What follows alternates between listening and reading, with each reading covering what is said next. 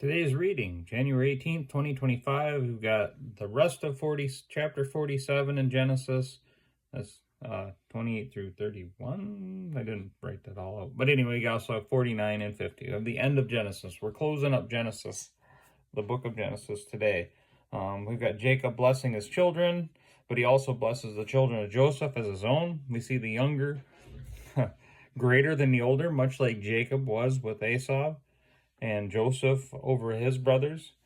We have the blessing, beneficial. We have that beautiful blessing that's beneficial for each person. It addresses some of the sins that they made. I'm looking at Reuben. I wondered why we didn't hear anything then, but we see it now that because he slept with his father's concubine, that he basically he took away his birthright, took away his firstborn. He's no longer first.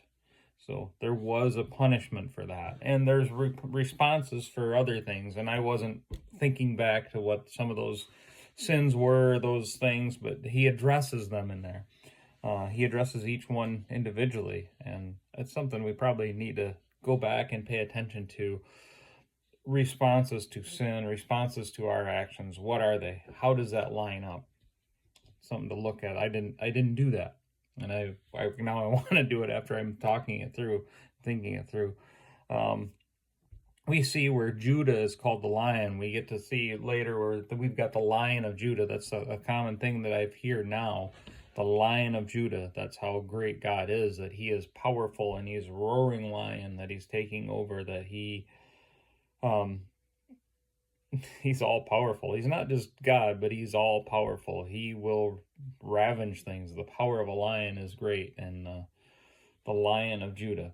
So we get to see that. Then we see Jacob dying and that huge wake. Holy cow, we don't do that today at all, do we? We don't reverence people. It was a 70-day wake. It was a 70-day thing for Jacob, for the people of Israel, not just the family, but the people of Israel, it says. And then we see Joseph going off to bury his father with all his brothers, and they take a whole bunch of dignitaries with him.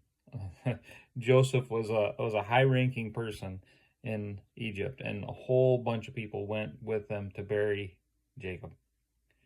And then they get there, and it's 7 more days. So we get upset if we have to travel very far at all during a funeral, and if it's more than a few minutes of conversation, we don't tend to like it. But this was a 70-day, and then a 7-day on top of that at the gravesite. And it took how many days to get to the gravesite and then get home? This was a big ordeal. But we also know that Jacob is the father of Israel. So there is a lot of importance there.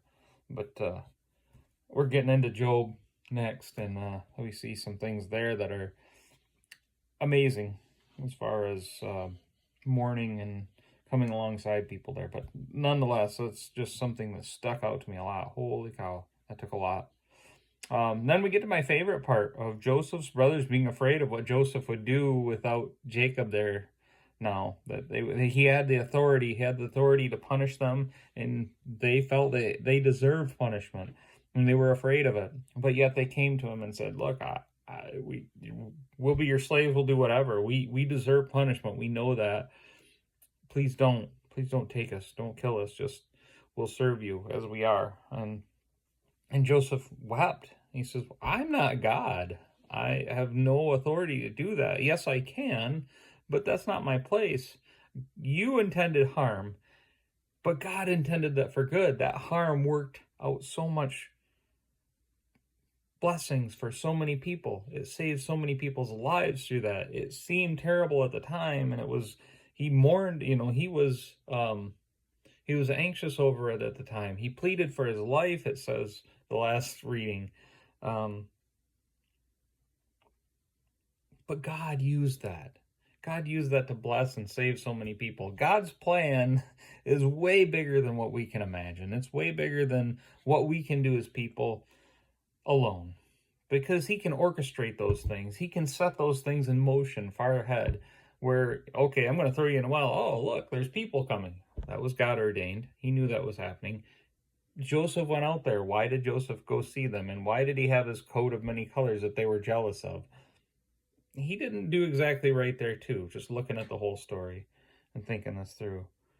But yet God took our messiness and our nastiness, and he says, I'm going to make good of that.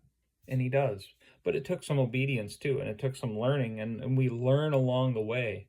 It's not this whole life thing is a journey that grows us closer to God and hopefully gets more followers and gets more people to follow him and love on him.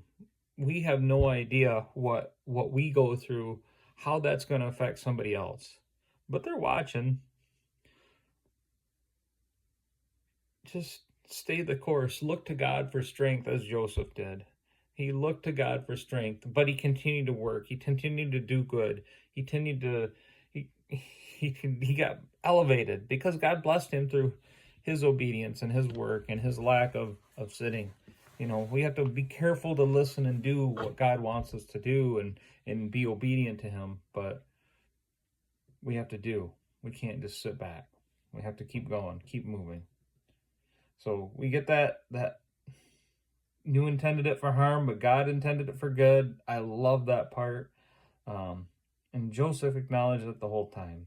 Then we get Joseph dying and again blesses one of his grandsons as his own, as Jacob did with his children. And then we get the promise there of leaving Egypt. It's pretty cool. Again, we were reading this. This was documented through Moses so much later. Now we've moving on, we get to read about Job, and that's going to be fun too. So